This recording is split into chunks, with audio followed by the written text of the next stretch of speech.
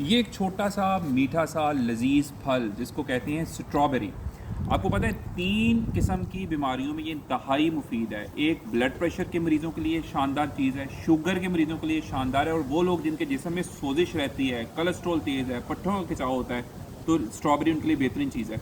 जब आप रोज़ाना 6 से 8 स्ट्रॉबेरीज़ खाते हैं तो आपको एंटीऑक्सीडेंट्स मिलते हैं, और ये एंटीऑक्सीडेंट्स क्या करते हैं, जिस्म में सोजिश को कम करते हैं, जोड़ों की दर्दों को कम करते हैं। और सोजिश वही चीज़ है जो दिल की रगों को नुकसान पहुंचाती है और दिल की बंद आर्टरीज, ब्लॉक्ड आर्टरीज करती है आगे जाके।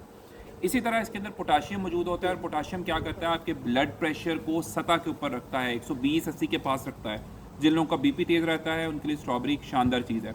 शुगर के मरीज़ अगर मीठा फल खाना चाहते हैं तो स्ट्रॉबेरी उनके लिए बेहतरीन चीज़ है, इसलिए क्योंकि इसका ग्लाइसेमिक इंडेक्स कम है, एकदम शुगर स्पाइक नहीं करती, शुगर ठीक रहती है।